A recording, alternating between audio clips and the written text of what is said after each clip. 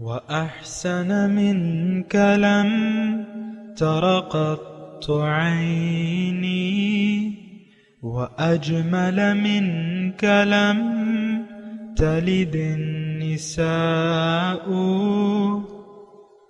خلقت مبرأ من كل عيب خلقت مبرأ من كل عيب كأنك قد خلقت كما تشاء كتاب أنزلناه إليك مبارك ليدبروا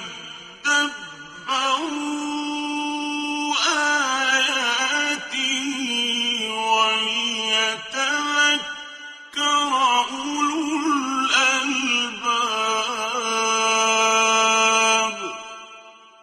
یہ کتاب برکت والی ہے جسے ہم نے آپ کی طرف نازل فرمایا ہے تاکہ دانش مند لوگ اس کی آیتوں میں غور و فکر کریں اور نصیحت حاصل کریں۔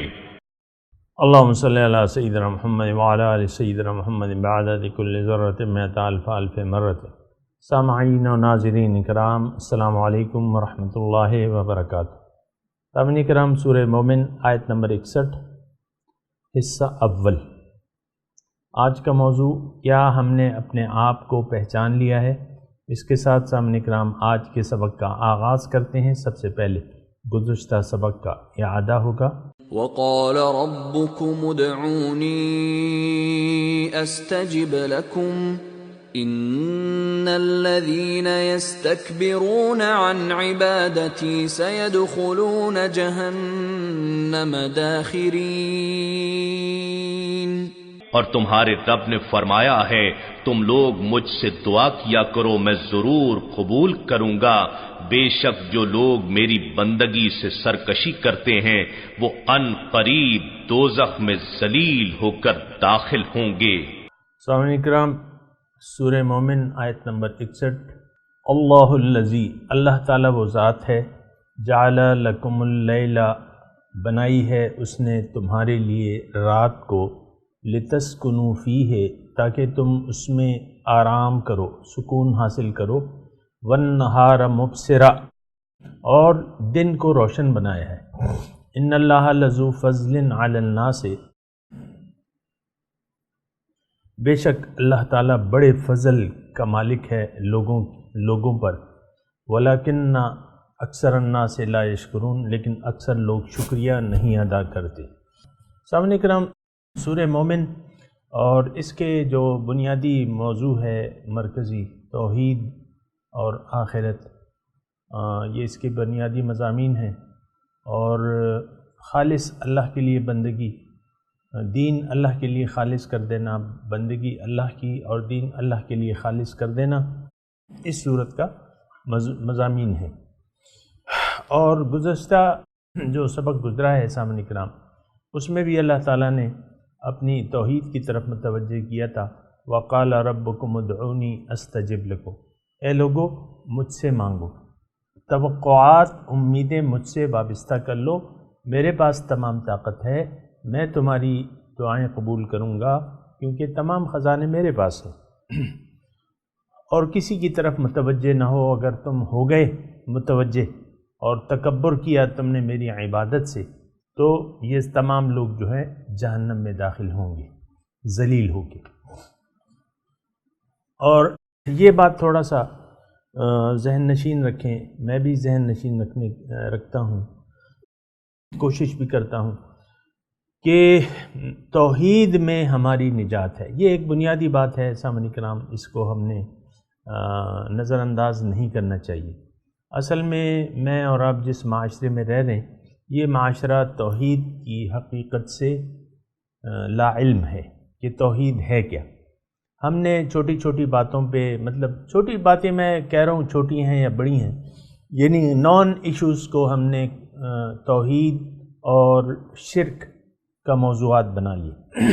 یا رسول اللہ کہو تو یہ شرک ہے، مثال کے طور پہ معاذ اللہ، کہ لیکن بعض لوگ کہتے ہیں کہ نہیں یہ عین توحید ہے، اگر تم رسول صرف رسول کہو تو پھر وہ توحید ہے، اور اگر ایسا کہو، یہ اس قسم کی اور بھی باتیں آپ کو معلوم ہے سامعین کرام، ہم لوگ تفریقوں میں بٹ گئے ہیں اور نان ایشوز پہ ہم نے جھگڑے ہیں ہمارے۔ اگر حقیقت دیکھیں، اللہ تعالیٰ واحد قابل اطاعت ہستی ہے، یہ توحید کا مرکزی نقطہ ہے، اس پہ اختلاف نہیں ہے، لیکن اس پہ بات بھی نہیں کرتے اس پہ ہم بات بھی نہیں کرتے۔ افسوس کی بات یہ ہے بھئی اللہ کو اپنا الہ واحد تسلیم کر لو۔ تمام پیغمبران آئے ہیں، ان کی دعوت کا مرکزی نقطہ توحید ہے، ان اعبدوا اللہ۔ اب بندگی رب کا بنیادی جو سامعین کرام میں اور آپ اگر سوچیں اور سمجھنے کی کوشش کریں تو یہی ہے، اس کا خلاصہ میں آپ کو بیان کر دیتا ہوں۔ خلاصہ اس کا یہ ہے کہ اللہ تعالیٰ نے ہمیں اپنے لیے پیدا کیا ہے، اپنے تقرب کے لیے، اپنے دیدار کے لیے، اپنی معرفت کے لیے عظیم ترین مراتب پر اللہ تعالیٰ ہمیں فائز ہونا دیکھنا چاہتا ہے۔ تو اس کے لیے اللہ تعالیٰ نے ہمیں یہ دنیا میں بھجوایا ہے۔ یہ دنیا کیا ہے؟ یہ عالم اسباب ہے۔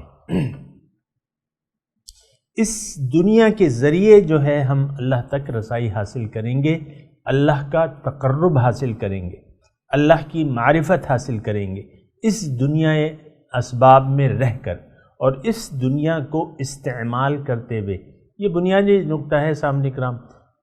میرے سامعین میں سے اکثر کو تو یہ معلوم ہوگا، اگر کوئی نئے سننے والے ہیں ان کے لیے میں بتا دوں کہ ہرگز میں دنیا کے استعمال کا منکر نہیں ہوں، کیونکہ رہبانیت اسلام میں نہیں ہے۔ یہ ایک بنیادی نقطہ ہے۔ دنیا میں رہ کے، دنیا کو استعمال کر کے آپ اپنی منزل تک پہنچ سکتے ہیں۔ اب اس کا خلاصہ کیا ہے؟ اس کا خلاصہ یہ ہے، یعنی نجات کا خلاصہ یا راز کیا ہے؟ اللہ تعالیٰ نے اپنی بندگی کو راز بنا دیا ہے، یہ ایک کھلا راز ہے۔ یعنی اللہ کی بندگی میں نجات پوشیدہ ہے، انسان کی نجات یا جس مرتبے تک پہنچنے کے لیے اللہ تعالیٰ نے ہمیں اس دنیا میں بھجوایا ہے، اس کی تکمیل جو ہے وہ ہو سکتی ہے بندگی میں، محض صرف اور صرف بندگی رب، مختصر۔ اور حضور صلی اللہ علیہ وسلم نے بھی اس کی تصدیق کی ہے کہ قولوا لا الہ الا اللہ تفلحوا، کہہ دو کہ لا الہ الا اللہ، تم کامیاب ہو جاؤ گے۔ من قال لا الہ الا اللہ فقد دخل الجنہ، جس نے بھی صدق دل سے لا الہ کہہ دیا وہ جنت میں داخل ہو گیا۔ اب یہ لا الہ کیا ہے؟ یہ محض بندگی رب ہے، ان اعبدوا اللہ ولا تشرکوا بہ شیئا، اللہ کی بندگی اور اس کے ساتھ کسی کو بھی شریک نہیں کرنا۔ باقی تو خیر تفاصیل ہیں سامعین کرام جو ہم بتاتے رہتے ہیں یا آتے رہتے ہیں، لیکن جو نقطہ میں آپ کو اس وقت بتانا چاہ رہا ہوں وہ یہ ہے، دیکھیں بندگی رب کا معنی کیا ہے، اس کی جو حکمت ہے وہ جانیں آپ۔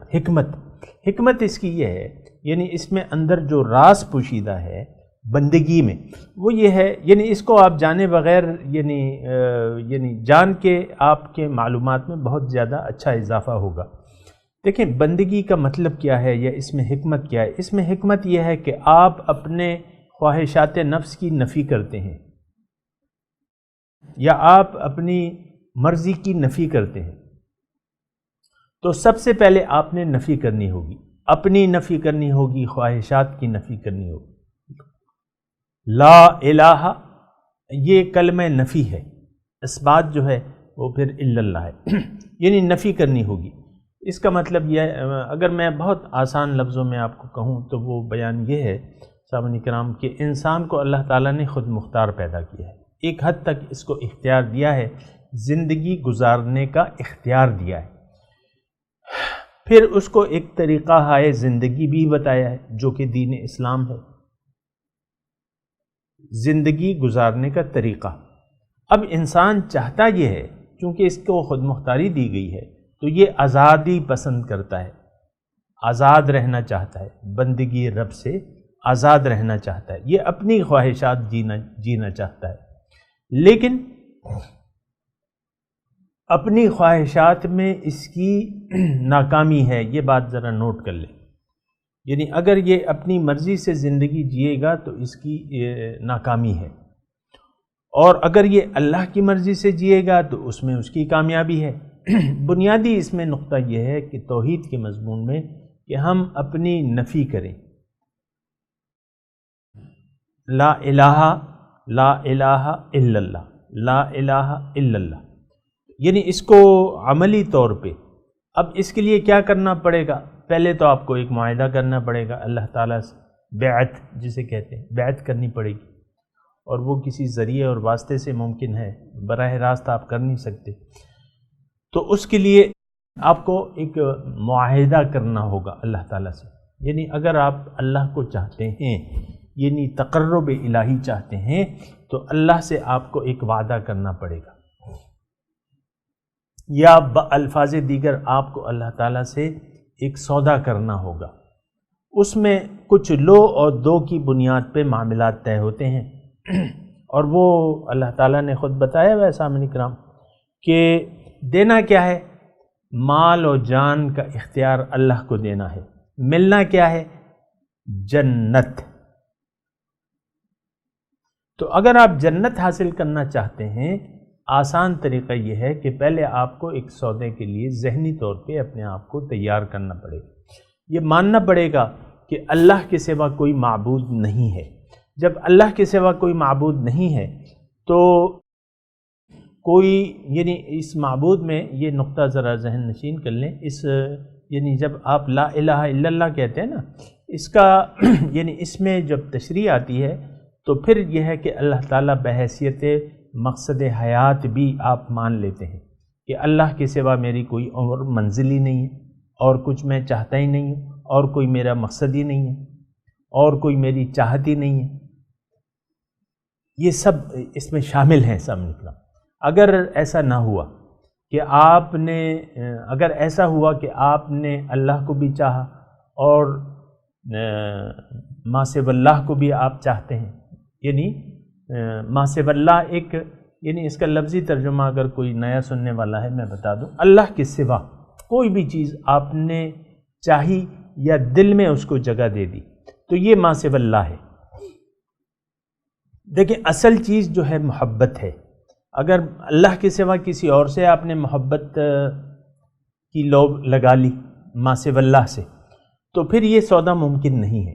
آپ کو پہلے اصولی طور پہ ماننا پڑے گا کہ میں اللہ کے سوا کسی اور ذات کو چاہتا ہی نہیں ہوں، چاہتی ہی نہیں ہوں، تو پھر آپ کو ایک سودا کرنا پڑے گا۔ جب اللہ آپ کا مقصود، مطلوب و محبوب ٹھہر گیا تو پھر آپ کو اللہ سے ایک وعدہ کرنا پڑے گا وارث نبی کے ذریعے۔ میں آج کی زبان میں بات کر رہا ہوں، العلماء ورثۃ الانبیاء، العلماء، علماء ربانیین جو ہیں وہ وارث انبیاء ہیں، ان کے پاس جا کے اللہ تعالیٰ سے ایک معاہدہ طے کرنا پڑے گا، اور ان کے ذریعے اللہ تعالیٰ سے ایک معاہدہ طے کرنا پڑے گا، اور وہ معاہدہ یہ ہے کہ آئندہ کے لیے، یعنی آپ پہلے ارادہ کریں گے یا کریں گی کہ اللہ کے سوا میری اب کوئی منزل نہیں ہے، میں اور کچھ بھی نہیں چاہتی یا نہیں چاہتا، اور آپ میرا یہ سودا کرا دیں۔ وہ کہے گا کہ بھئی تم تیار ہو اس لیے کہ آئندہ زندگی تم اللہ کی مرضی سے گزارو گے، اللہ کی بندگی میں گزارو گے؟ آپ کہیں گے کہ ہاں میں اس کے لیے تیار ہوں۔ اب یہ آپ نے ارادہ کر لیا ایک سودے کا، اور جنت کا سودا آپ کر رہے ہیں، عوض میں آپ کو کیا دینا پڑے گا؟ یعنی اس کے جو پیمنٹ ہے، اس کی پیمنٹ یہ ہے کہ آپ اپنا اختیار اللہ کے حوالے کر دیں، یعنی آپ ایک وعدہ یہ کر رہے ہیں اپنی مال اور جان کا۔ یہ قرآنی آیات کا میں آپ کو آسان ترجمے میں بتا رہا ہوں، ورنہ ہے یہ قرآنی آیت کہ آپ مال و جان اپنا بیچ دیں گے یا حوالے کر دیں گے اور اس کا ارادہ کر لیں گے۔ تو اب یہ معاہدہ ہو گیا آپ کا۔ اب اس کے بعد آپ نے معاہدے کی تکمیل بھی کرنی ہے، یہ نہیں کہ آپ نے کہا میں نے بیعت کر لی اور بس پھر خوشی خوشی مٹھائی بانٹی اور بس غفلت کی نیند چادر پھر اوڑھ گئے، پھر وہی دنیا داری میں لگ گئے. یہ طریقہ غلط ہے. آپ کو اب وہ معاہدے کی تکمیل کرنا ہوگی. آپ کو اب دین اسلام کو قبول پہلے تو آپ نے کر لیا ہے، اب عملاً قبول کرنا پڑے گا. اس کی واحد صورت اگر میں آپ کو بتاؤں کہ اسوہ رسول کی پیروی ہے، اتباع رسول ہے. اس کا طریقہ آپ کو آپ کے مرشد بتائیں گے کہ بھئی کس طریقے سے کی جائے. مرشد خود آپ کو ایک نمونہ بن کے دکھائے گا اسوہ رسول کا. اس اسوہ رسول کو اگر آپ نے اپنے اوپر حاوی کر لیا، یعنی آپ نے رسول کا اتباع کر لیا، تو اللہ تعالیٰ فرماتا ہے کہ جس نے بھی اللہ تعالیٰ کی اطاعت کی اور رسول کا اتباع کیا تو یہ بڑی کامیابی سے کامیاب ہو گیا. اب اس کا یعنی جب بھی اس نے خیر اس میں تو بہت سی تفاصیل بھی ہیں، لیکن میں آپ کو مختصر طور پہ بتا رہا ہوں کہ جب آپ نے یہ منزلیں آپ طے کرتے رہتے ہیں، شریعت کی، اطاعت کی، اتباع کی، آپ کا ساتھ ساتھ تزکیہ نفس ہوتا رہتا ہے. اس کی اپنی مطلب وہ ہے، آپ کو ایک دن ایسا ہوگا کہ آپ کا تزکیہ ہو چکا ہوگا اور آپ کا دل جو ہے وہ عرش الہی بن چکا ہوگا. ماشاء اللہ، عرش الہی. تو یہ ساری باتیں ہیں سامنے کرام، ذرا میں نے آپ کو مختصر سے بتا دیا. لیکن آتے ہیں اپنے مضمون کی طرف. سامنے کرام آیت نمبر 61 ہم نے پڑھی ہے اور اس میں اللہ تعالیٰ دیکھیں. اب یہ ہے نا کہ یہ کچھ مضمون تو میں نے آپ کو گزشتہ آیت کی تفصیل میں بھی بتا دیا تھا کہ آخر کیوں لوگ شرک کی طرف مائل ہو جاتے ہیں. تو بہرحال اب بعض اوقات مجھ سے یہ سوال بھی لوگ کرتے ہیں کہ بھئی دنیا تو ہمیں نظر آ رہی ہے، اس لیے ہم نے دنیا کو دل دے دیا ہے، اور یعنی دنیا کو دل دے دیا ہے. لیکن اللہ تعالیٰ تو باطن ہے اور ہمیں تو کچھ بھی نہیں نظر آتا کہ یہ نورانیت کیا چیز ہے. مثال کے طور پہ ان کی زبان سے میں بول لوں نا، ہمیں تو وہ لذائذ، روحانی لذائذ کا تو پتہ ہی نہیں، یا وہ حقیقتیں، روحانی حقیقتیں تو ہمیں نظر ہی نہیں آ رہی. ہم کیسے اس کو اللہ کو دل دے دیں؟ بعض لوگ مجھ سے پوچھتے ہیں، اور بعض لوگوں کے ذہن میں یہ ہوتا ہے کہ بھئی اللہ تعالیٰ تو باطن ہے، نظر ہی نہیں آ رہا، ہم تو سوچ بھی نہیں سکتے، ہم کیسے اللہ تعالیٰ کو دل دے دیں؟ دنیا تو ہم دیکھ رہے ہیں، یہ خوبصورت لڑکیاں ہیں، یہ خوبصورت لڑکے ہیں، یہ سونے چاندی کے انبار ہیں، یہ اونچے اونچے محلات ہیں، یہ باغات ہیں، یہ کاریں ہیں، چمکتی دمکتی کاریں ہیں، اور یہ اولاد ہے، یہ میرے بیٹے ہیں، یہ میری بیٹیاں ہیں، یہ نواسے ہیں، یہ نواسیاں ہیں، یہ وہ، یہ تو ہم دیکھ رہے ہیں، نظر آ رہے، تو ہم اس سے محبت شروع کر دیتے ہیں، اور باطن کی جو حقیقتیں ہمیں سمجھ میں نہیں آ رہی. یہ بات میں اس کو یعنی اس کا رد کرتا ہوں، اس نظریے کا رد کرتا ہوں. مجھے یہ بات ایسی پسند نہیں ہے. یعنی یہ ایک میں کہہ رہا ہوں کہ بے وقوفانہ بات ہے. تمام ظاہروں کا ظاہر اللہ تعالیٰ ہے. سامنے کرو، تمام ظاہروں کا ظاہر اللہ تعالیٰ ہوا ظاہر. اللہ تعالیٰ ظاہر ہے. اب ظاہر دیکھیں، تمام جو چیزیں ہم دیکھ رہے ہیں یہ کس کی تخلیقات ہیں؟ جواب دیجیے. اللہ کی تخلیقات ہیں. اس ساری اللہ تعالیٰ، اس کی ملکیت کس کے پاس ہے؟ اس کی تخلیق کس کے پاس ہے؟ ہر چیز میں خوبصورتی کس نے پیدا کی ہے؟ ہر چیز کو طاقت کس نے دی ہے؟ اللہ. یہ جو کچھ ہمیں نظر آ رہا ہے یہ تو اللہ نور السماوات والارض، اللہ تعالیٰ زمین اور آسمان کا نور ہے. یہ نور ہے، نور الہی ہے، مشکل ہے اس صورت میں. سامنے کرام، سبحان اللہ کہیے. سبحان اللہ. یہ اللہ تعالیٰ کا نور ہے. جو کچھ ہمیں نظر آ رہا ہے یہ اللہ ہے حقیقت میں. لیکن اب یہ ہے کہ یعنی اللہ ہمیں اس صورت میں نظر آ رہا ہے. یتفکرون فی خلق السماوات والارض، کہ لوگ سوچتے ہیں آسمانوں اور زمین کی تخلیق میں تفکر کرتے ہیں تو یہ کائنات میں اللہ کے نور کا ظہور ہے. یہ کائنات کیا ہے؟ اللہ تعالیٰ کے نور کا ظہور ہے.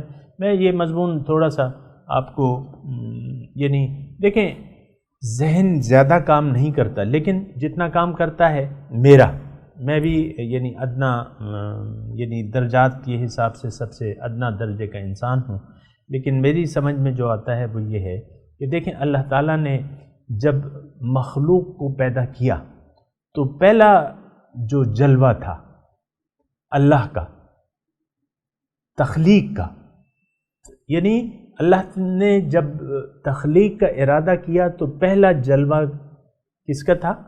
نور محمد صلی اللہ علیہ وسلم. حدیث ہے مشہور، اول ما خلق اللہ نوری، اول ما خلق اللہ نور نبیکم. پہلا جو جلوہ تھا زیادہ ہماری سمجھ میں نہیں آ سکتا کیونکہ ہم تو ابھی عقل اور یہ قوتیں محدود ہیں نا، لیکن حدیث سے ثابت ہے یہ بات. پہلا جو جلوہ تھا وہ نور محمد. لولاک لما خلقت الافلاک. اگر آپ نہ ہوتے تو یہ کائنات میں پیدا نہ کرتا. نور محمد صلی اللہ علیہ وسلم. اچھا، پھر اس نور کا مزید جب ظہور ہوا ہے تو مختلف عالم بنے ہیں اس سے. مختلف عالم جو ہم عالم ارواح، عالم ملکوت، عالم جبروت، یہ سارے عالم جو ہیں یہ پھر اس نور پھر درجہ بدرجہ جو ہے وہ نور پھیلا ہے. پھر یہ آخری درجہ جو ہے یہ ہماری جس کائنات میں ہم رہ رہے ہیں نا سامنے کرام، یہ عالم مادیات، یہ سب سے آخری جلوہ ہے اللہ تعالیٰ کا، یعنی سب سے آخری جو ہے. پہلا جو جلوہ تھا نور محمد صلی اللہ علیہ وسلم، پھر آہستہ آہستہ جو ہے آخری جو ہے جلوہ اللہ کا. تو اب یہ ہے نا کہ یہ سارے جلوے ہیں اللہ تعالیٰ کے. ہم جس کائنات میں رہ رہے ہیں یہ جلوہ مصطفیٰ ہے، اللہ کا جلوہ. اور یعنی پھر بعض لوگ کہیں گے کہ بھئی تم تو اختلافی باتیں کہہ رہے ہو، لیکن نور محمد سے یہ ساری کائنات بنی ہے. حقیقت یہ ہے، تعصب سے کام نہیں لینا چاہیے، لیکن جو ترتیب ہے وہ تو یہی ہے کہ پہلا جو جلوہ ہے وہ نور محمد صلی اللہ علیہ وسلم. اول ما خلق اللہ نوری، حدیث ہے.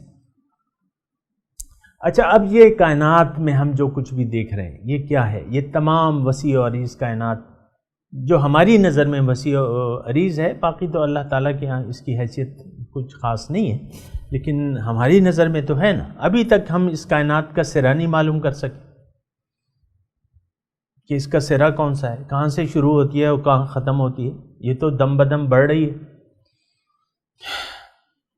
اس کو قرآن وَإِنَّا لَمُوسِعُونَ، اس کو میں بڑھا رہا ہوں، بڑھ رہی ہے. سائنسدان بھی مانتے ہیں کہ نئی گلیکسیز بن رہی ہیں وغیرہ وغیرہ. لیکن میں ادھر دنیا کی طرف آ جائیں. اب دنیا ہے، آپ دیکھیں آج تک کوئی اور کرے میں زندگی نہیں معلوم کی، کسی اور کرے میں زندگی نہیں معلوم کی. یہ اب اس میں اب جو مصطفیٰ کا ظہور تھا وہ اس کائنات میں تھا. حضور رحمت للعالمین ہے، وما ارسلناک الا رحمت للعالمین.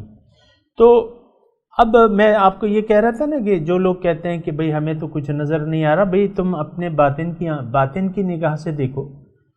یہ سارا کچھ کیا ہے؟ یہ تو نور خدا بندی ہے. قرآن کی آیت ہے، اللہ نور السماوات والارض. یہ نور خدا بندی ہے. کیا شان احمدی کا چمن میں ظہور ہے، ہر گل میں ہر شجر میں محمد کا نور ہے. بہرحال یہ سامعین کرام، میں اس بات سے اختلاف کرتا ہوں، بہت اختلاف کرتا ہوں کہ ہمیں کچھ نظر نہیں آ رہا. آپ کی اپنی ذات دیکھیں، آپ کی ذات شاہکار یعنی اللہ کا شاہکار ہے. انسان جو ہے وہ اللہ تعالیٰ کا ایک ایسا شاہکار ہے جس کی مثال نہیں ہے. اشرف المخلوقات ہے. آپ اپنی ذات کو دیکھ لیں، آپ کی طرح کوئی مخلوق نہیں ہے اس کائنات میں۔ کتنا اچھا اللہ تعالیٰ نے کسی کو اتنا رتبہ نہیں دیا۔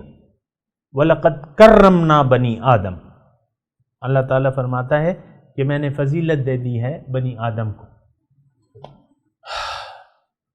تو انسان جو ہے یہ اللہ تعالیٰ کا ایک شاہکار ہے، اور پھر انسانوں میں جو مومن ہوتے ہیں ان کی عظمت کعبے سے بھی زیادہ ہے۔ جو مومنین ہیں، جو اللہ کے خلیفہ ہیں حقیقی طور پہ، ان کی عظمت جو ہے وہ کعبے سے بھی زیادہ ہے۔ آپ کو یاد ہوگا حضور صلی اللہ علیہ وسلم فرماتے ہیں کعبے سے مخاطب ہو کے کہ اے کعبے، تم مجھے بہت پسند ہو، بہت محبوب ہو، اور اللہ کے گھر ہو، محترم ہو، لیکن اللہ کی قسم ایک مومن کے دل کے برابر نہیں ہو۔ یہ بات یاد رکھیں۔ تو کیوں کہ یہ تو اس کا دل تو عرش الہی ہے سامنے کرام، اس کا دل عرش الہی ہے۔ یہ مقام یعنی کسی کو نہیں ملا، لیکن اللہ تعالیٰ نے اس دل کو اپنا عرش کہا ہے۔ قلب المومن عرش الرحمن، مومن کا دل عرش رحمان ہے۔ اللہ تعالیٰ فرماتے ہیں کہ میں نہ آسمانوں میں سماتا ہوں نہ زمین میں سماتا ہوں، لیکن میں ایک مومن کے دل میں سما سکتا ہوں، سما جاتا ہوں۔ لا یسعنی فی ارضی ولا سمائی ولکن یسعنی فی قلب امرئ مؤمن او کما قال۔ تو یہ تو عرش الہی ہے سامنے کرام، اس کا دل جو ہے وہ عرش الہی ہے۔ تو بہرحال آج کا ٹائم بھی ختم ہو رہا ہے، میں بہرحال اپنی گفتگو سمیٹتا ہوں۔ اب جو سلسلہ کلام شروع ہو رہا ہے سامنے کرام، وہ کیا ہے؟ آپ اس کا سوال مجھ سے کر سکتے ہیں، سوچ سکتے ہیں، تدبر کر سکتے ہیں۔ اس میں اللہ تعالیٰ آپ کو اپنی نشانیاں بتا رہے ہیں۔ یہ مضمون جو ہے سامعین کرام، تھوڑا سا اگر آپ سوچیں کہ یہ ایک یعنی کافی آیات ہیں، دو چار نہیں ہیں، زیادہ ہیں، کہ آیت نمبر 64 تک اگر آپ دیکھیں یا 65 تک، آیت نمبر 61 سے لے کر 65 تک، اور پھر اس کے جو نتائج ہیں وہ بھی بیان ہو رہے ہیں۔ لیکن یہ 4-5 آیات جو ہیں یہ اللہ تعالیٰ اس میں اپنی نشانیاں بتا رہے ہیں۔ یہ جو کل کا سبق ہے اس کے لیے میں نے تھوڑی سی تمہید بیان کر دی، انشاءاللہ آئندہ سبق میں اس کی تفصیل ہوگی۔ وآخر دعوانا ان الحمدللہ رب العالمین۔ میں تبرک کے لیے تلاوت کرتا ہوں، میرے ساتھ دہرائیے۔ اعوذ باللہ من الشیطان الرجیم، بسم اللہ الرحمن الرحیم۔ اللہ الذی جعل لکم اللیل لتسکنوا فیہ والنہار مبصرا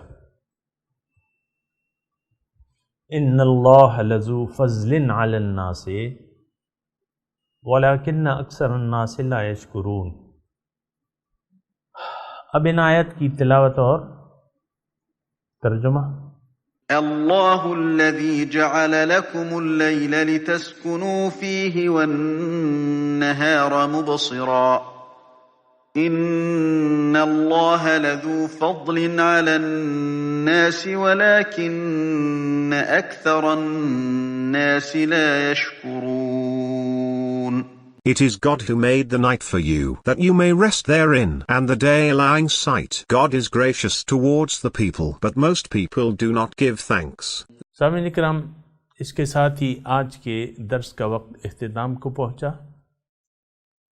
اگلے درس میں انشاءاللہ ملاقات ہوگی۔ وآخر دعوانا ان الحمدللہ رب العالمین، والسلام علیکم ورحمۃ اللہ وبرکاتہ۔